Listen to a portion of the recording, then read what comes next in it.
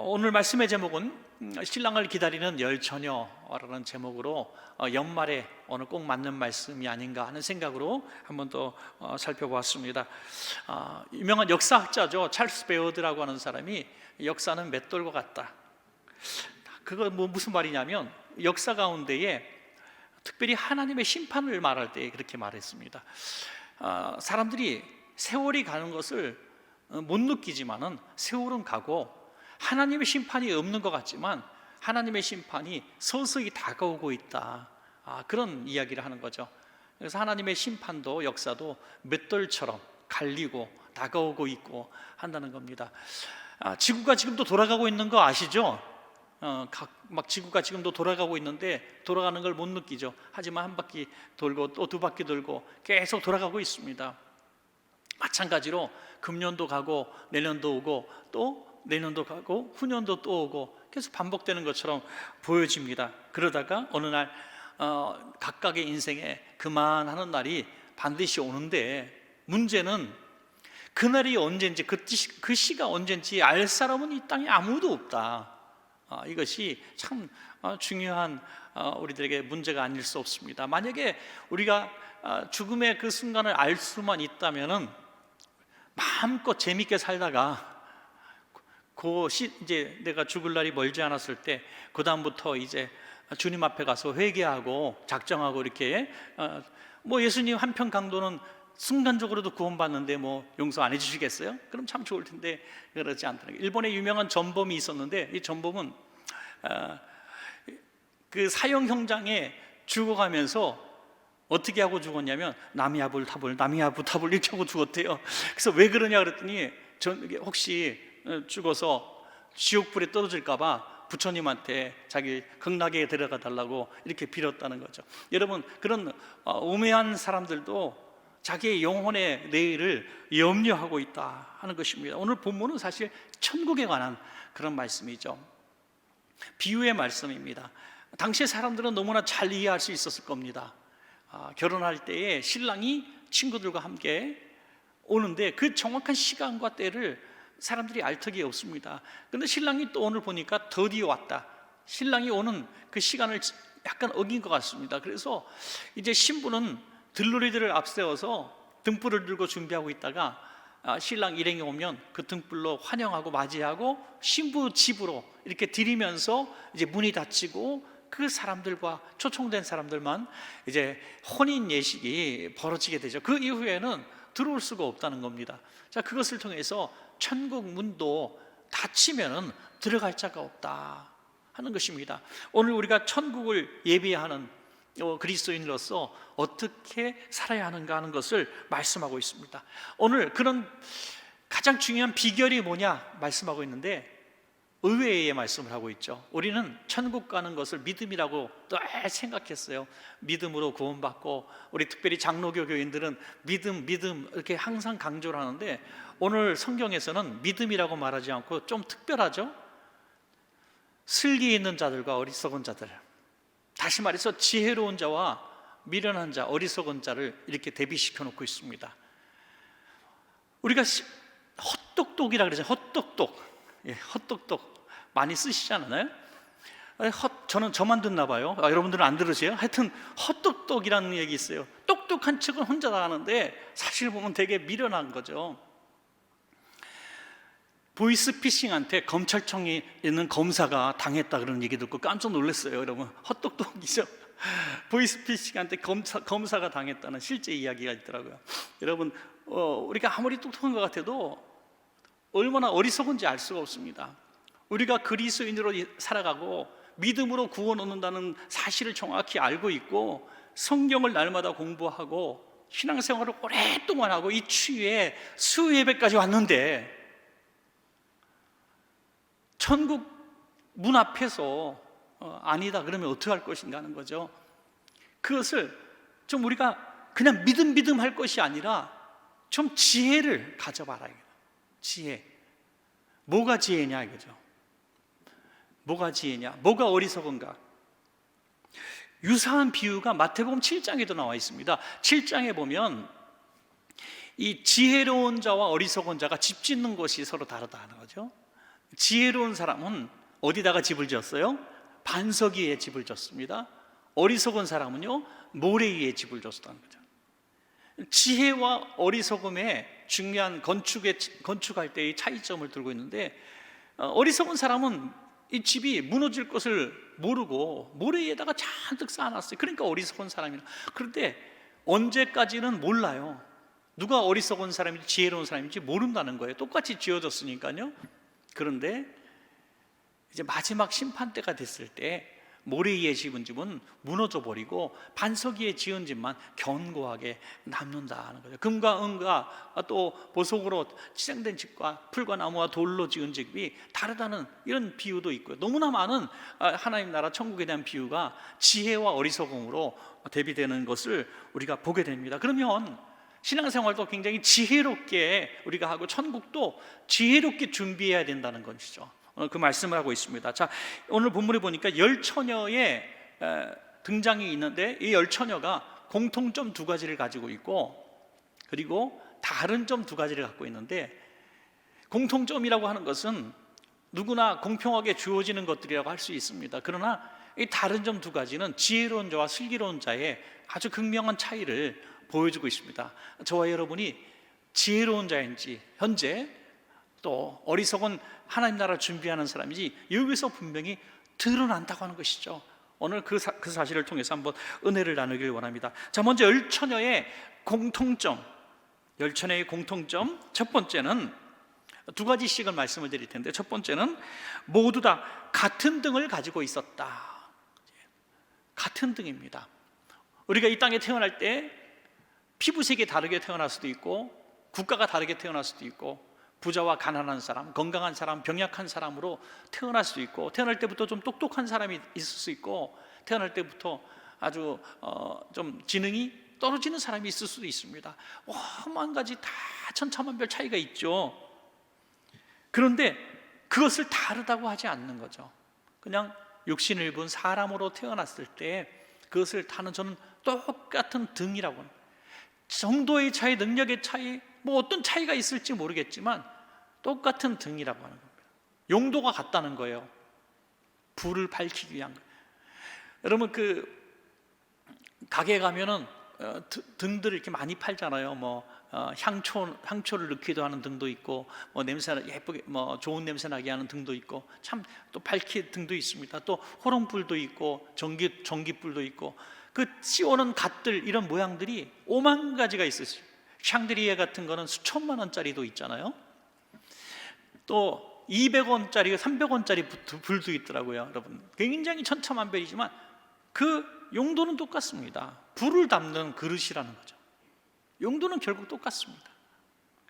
이 땅의 모든 사람은 그래서 다 공평한 거예요. 자, 마태복음 25장 3절에 보니까 미련한 자와 슬기로운 자의 차이점이 시작됩니다. 미련한 자들은 등을 가지되 기름을 가지지 아니하고, 등의 용도는 안에 불을 담는 것이 용도인데, 미련한 사람은 껍데기에 치중하느라고 안에 불 담지 못했다는 거예요. 용도대로 사용받지 못한. 여러분, 질문합니다. 하나님은 사랑하는 성도님들을 다 이유가 있어서 이 땅에 보내신 줄로 믿으시기 바랍니다. 다 이유가 있어서, 하나님의 계획이 있으셔서 우리 이 땅에 다 보내셨습니다. 그 보내신 목적으로 우리 이렇게 모양을 만들어 주시고, 대한민국 땅에 태어나게 하시고, 어느 집에 태어나게 하시고, 지금 원천교회 다니고 하고 계시단 말이죠. 그런데 그 가장 중요한 용도는 우리 안에 있는 이 기름을 가지고 불을 밝히는 역할을 해야 되는데, 그걸 하지 못하면은, 그냥 숨만 쉬고 있다면은, 아니 육신적인 일만 하고 있다면은 우리는 어리석은 자다 이거죠. 어리석은 자. 왜? 그냥 왔다 가는 인생이었고, 목적 없이 이 땅에 태어난 사람이 없는데, 그냥 인간의 육신의 껍데기만 가지고 불신자와 같이 똑같이 살아가고 있기 때문에 우리는 너무나 어리석은 사람이다. 지혜 있는 사람은, 하나님이 나를 왜 이 땅에 보내셨지? 나를 통해서 어떤 역사를 하기를 원하시지?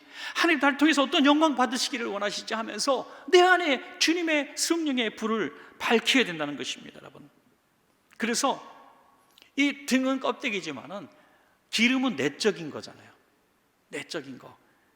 지혜와 미련의 굉장히 중요한 차이점을 안에 기름으로 불을 태우고 있느냐, 불이 없느냐, 이 차이를 들고 있습니다. 여기 중요한 또 교훈 하나는요, 우리 안에 있는 기름이 항상 채워져 있지 않다는 겁니다.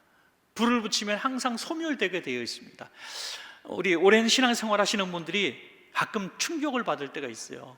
그것은 어떤 충격이냐면, 내가 이렇게 믿음 없는 사람인지 깨닫는 순간 너무 충격을 받아요. 내가 이렇게 연약한 사람이었구나, 내가 이렇게 성령으로 충만하지 못했구나, 내가 이렇게 세속적이었구나 하는 것들을 깨닫지 못하다가 어느 날 확 깨닫는데, 그 깨닫는 날은 언제입니까? 불이 꺼져 버리는 날. 기름이 다 소멸되어져서 불이 탁 꺼지는 거예요. 성령의 불이 항상 내 안에 타고 있을 줄 알았는데 잃어버린 거예요.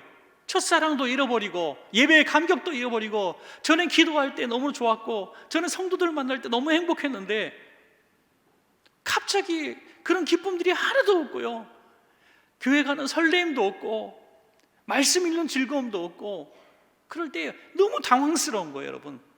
너무 당황스러워. 그러면 많은 분들이 오해하고, 내가 열심히 부족해서 그런가 보다 하면서 막 손끝에 열심을 갖고 전에 안 하던 봉사도 하고, 기도에 와서 박수치고 찬양하고 부르짖고 기도하고 이러면은 확 채워질 줄 아는데 그렇지 않는다는 거죠.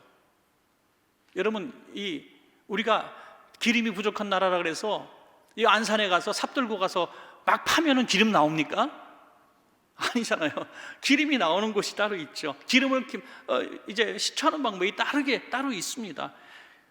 우리가 그런 것들을 다시 회복하기 원하면 하나님의 허락하심이 있어야 하는 거죠. 그래서 내게 성령의 기름을 부어달라고 기도하는 여러분 되시길 바랍니다. 여러분, 그걸 깨닫고 내가 지금 성령의 기름이 없구나, 내가 껍데기만 그리스도인이지 내 안에 성령의 기쁨이 없구나 라고 부르짖고 기도해야 된다는 거죠. 다윗은 가장 자기 신의 뜨거운 기도 중에 하나가 주여 성령님 내게서 떠나지 않기를 원합니다라는 기도였고요, 이 사울왕 같은 경우는 자기에게서 성령님이 떠난 것조차 깨닫지 못하고 있었다는 거예요. 이 엄청난 차이에서 하나님은 사울을 폐위하시고 다윗을 왕으로 세우셨다는 거죠. 불이 없는, 빛을 발하지 못하는, 성령의 기름이 없는 사람은 하나님께서 더 이상 목적대로 사용할 수가 없기 때문인 것입니다. 그래서 기름 없는 이 신앙생활, 언젠가 넘어지고 깨어지고 그 천국 잔치에 들어갈 수 없게 만드는 매우 중요한 것입니다. 그러므로 내가 기름이 떨어졌다고 생각되는 그 순간 하나님 기름은 채워주십시오라고 기도하는 성도가 지혜로운 성도라는 것입니다, 여러분. 또한 두 번째로, 모두 다 육신이 약하여서 졸며 자기도 했다. 여러분, 지혜로운 사람도요, 또 어리석은 사람도, 믿음 있어 보이는 사람도, 교회에서 보면 저 집사님 정말 믿음이 없어 그렇게 보이는 사람도 다 육신의 약함은 마찬가지라는 겁니다, 여러분. 아무리 믿음 좋은 사람도 사실 다 약합니다. 다 넘어지게 돼 있습니다. 목회자라고 해서 별반 다르지 않습니다. 전부 우리는 약하고요, 또 화나면 화도 나고요, 짜증도 나고요, 막 실망도 하고요, 상처도 있고 막 그래요. 예. 목회자들은 하나님과 너무 친해가지고 상처 안 있는 줄 아는데, 여러분 저도 많이 삐지고 그러거든요. 여러분 하여튼 뭐 서로 상처 주는 얘기 조금 하면 상처 받게 돼 있어요. 모두 연약합니다.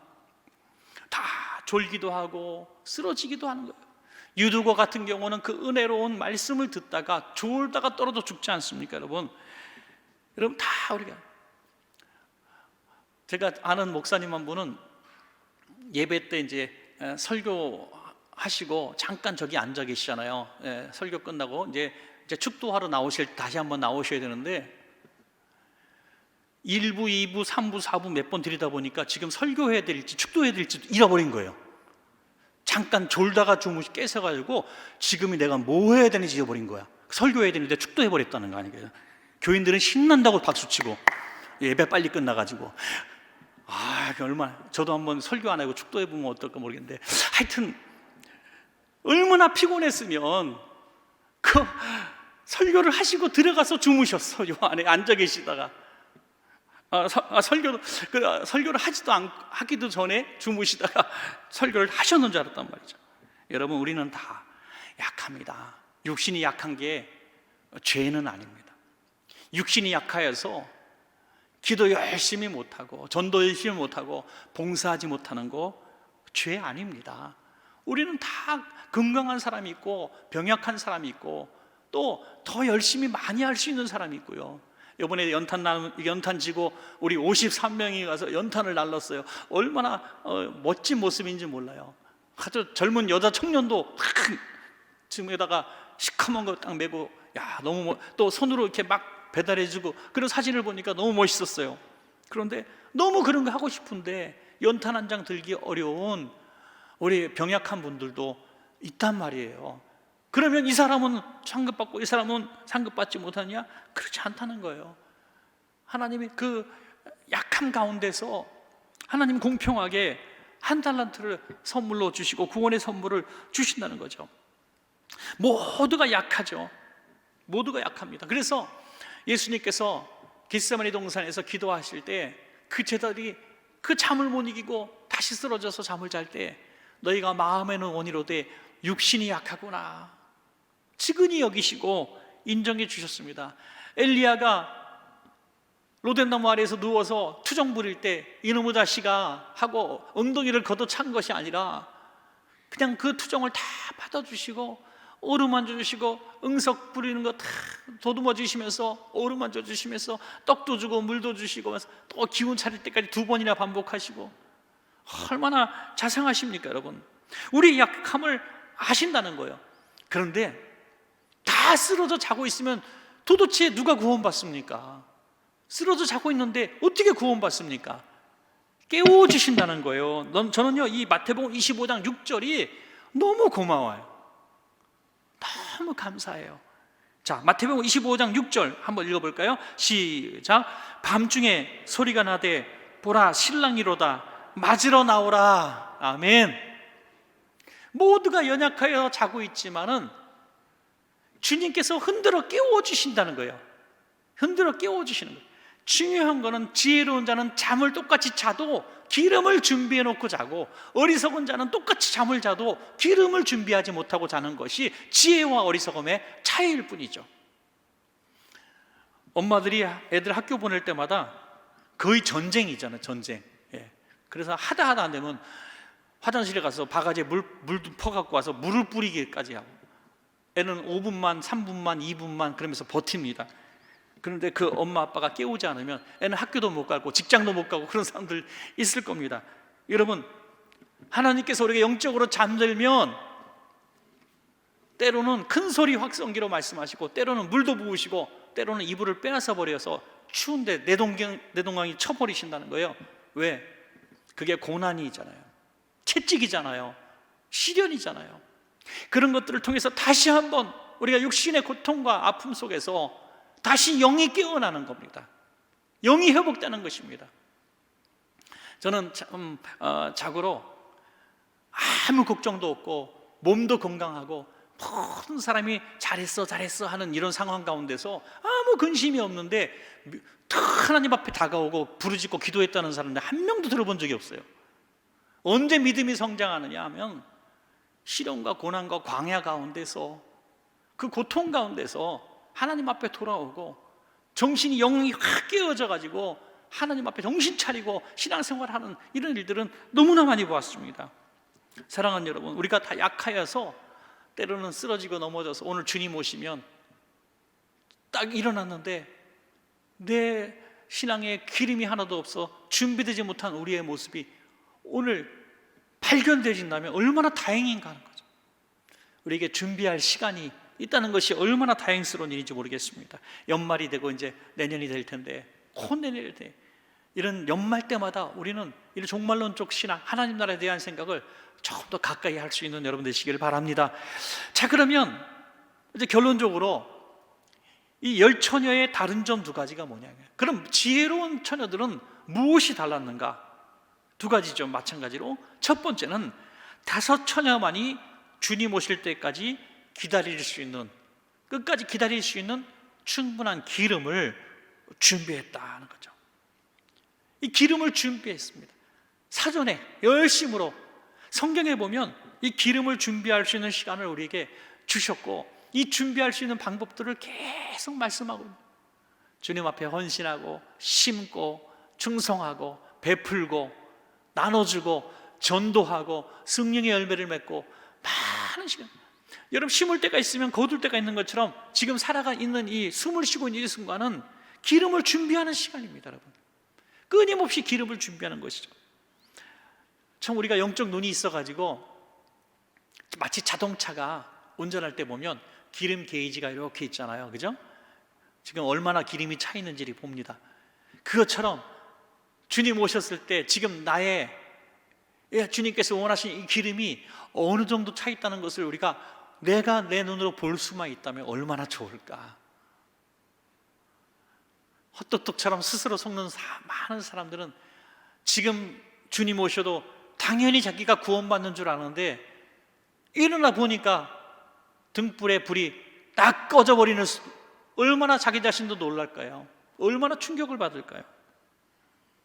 기름을 우리가 채워가는 것은 기회고 또 지혜로운 자만이 할 수가 있는 것입니다. 여러분, 앞으로 주님이 부르시는 그날까지 기름이 무엇인지 한번 잘 생각해 보시고 충분한 기름을 우리가 준비해야 될 줄로 믿습니다. 이 기름은 누구 뺏을 수 있는 거 아니라 나눠 가질 수 있는 것도 아니고요, 같이 갈 수 있는 것도 아닙니다. 내 기름은 각자 준비해야 된다는 것이죠. 마태복음 25장 8절에서 9절, 미련한 자들이 슬기 있는 자들에게 이르되 우리 등불이 꺼져가니 너희 기름을 좀 나눠달라 하거늘 슬기 있는 자들이 대답하여 이르되 우리와 너희가 쓰기에 다 부족할까 하노니 차라리 파는 자들에게 가서 너희 쓸 것을 사라. 우리가 주면은 너희도 부족하니까 너희 것을 너희가 준비하라. 구원은 개인적인 것이라는 거죠. 은혜로운 교회, 우리 교인이 만약에 100명이 전교인이라고 합시다. 100명이 99명이 구원받았지만 자기 혼자 구원 못 받을 수가 있는 거예요. 묻어갈 수 있는 게 아니라는 거예요. 어떤 분 전도하니까 그렇더라잖아요. 저도 물론 그런 소리 들어본 적이 있습니다. 전도하면 우리 집사람이 교회 열심히 다닙니다. 우리 어머니가 권사님입니다. 성도님이 교회 다니셔.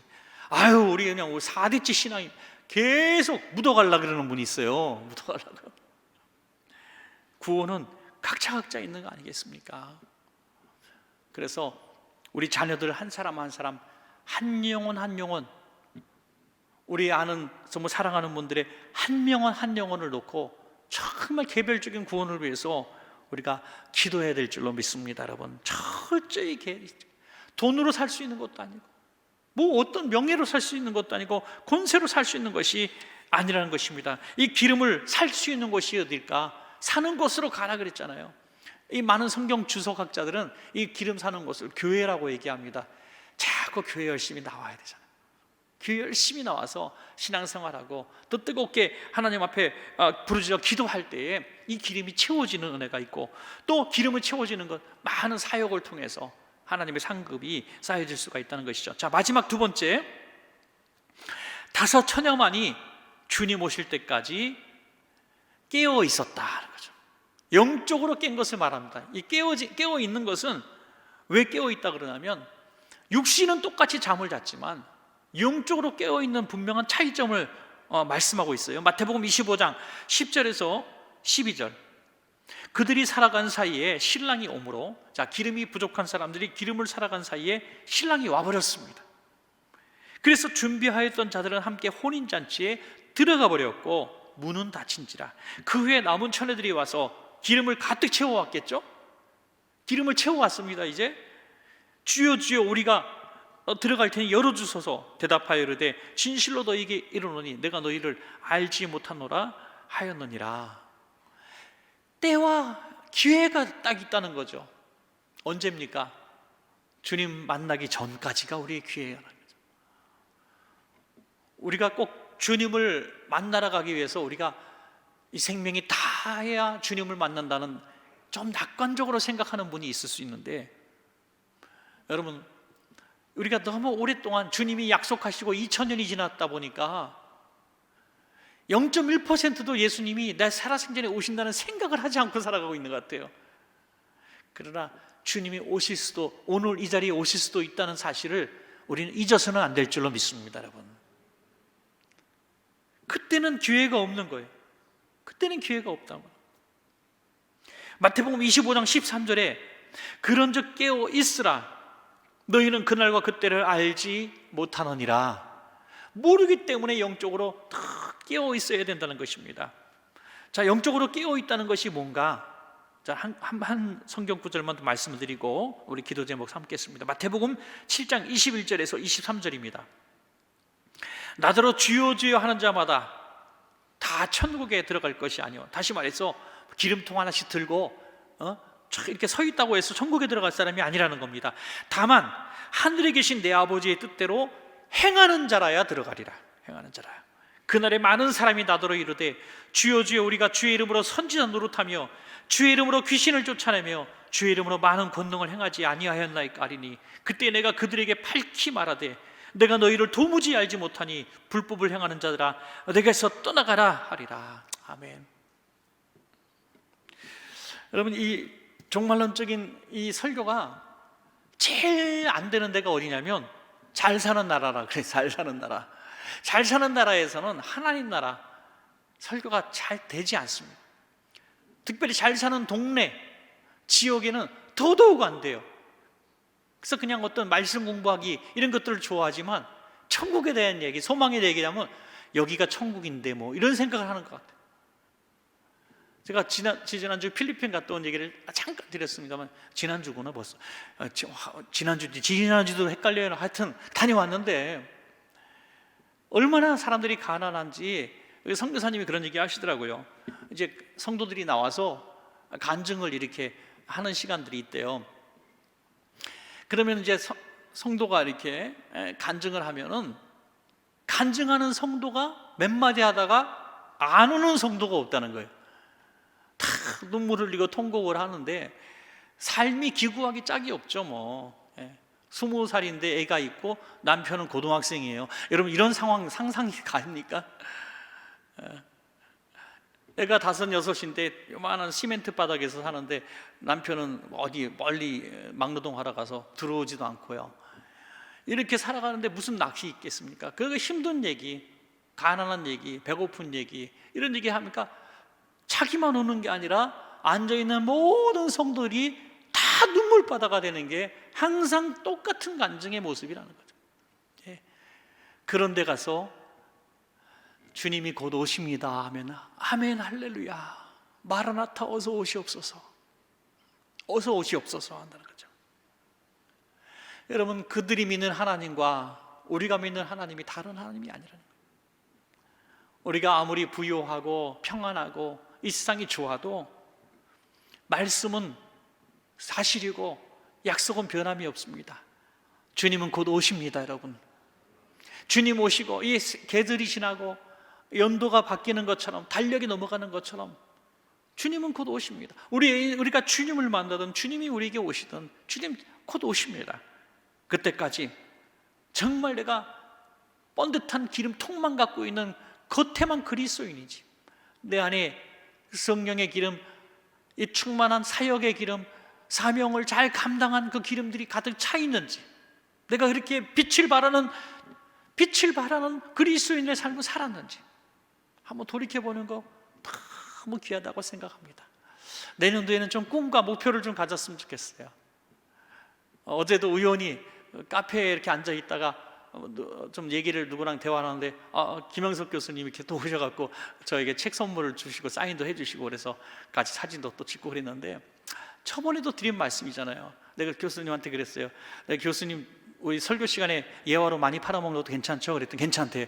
예화로 많이 팔아먹었는데 정말 저는 그게 하나가 굉장히 고마웠다고 얘기 드렸어요. 교수님이 그 묘비명에 이렇게 새기겠다고 한 거 저는 정말 감동입니다. 제가 많이 써먹었습니다. 얘기했어요. 뭐라고 써있기를 원했다고 했습니까? 당신이 계셔서 행복했습니다. 당신이 계셔서 너무 행복했습니다. 이것은요 껍데기 갖고 있는 이 등을 갖고 있어서는 도무지 들을 수 없는 말입니다. 빛을 발해야 되는 거죠. 빛을 발해서 도와주고 길을 인도하고 천국으로 전도하고 봉사하고 내 손길을 통해서 누군가의 눈물을 닦아주고 그를 일으켜 세우고, 여러분 그렇게 할 때에 그것이 내 빛이 드러나는 삶인 줄로 믿으시기 바랍니다. 이것이 구원의 문제예요. 이것이 그냥 예수님 내가 믿습니다, 탄생한 거 믿습니다, 구세주를 내가 믿습니다, 그 고백한 걸로 끝난 것이 아니라는 거예요. 깡통이 헛똑똑이라는 게예요.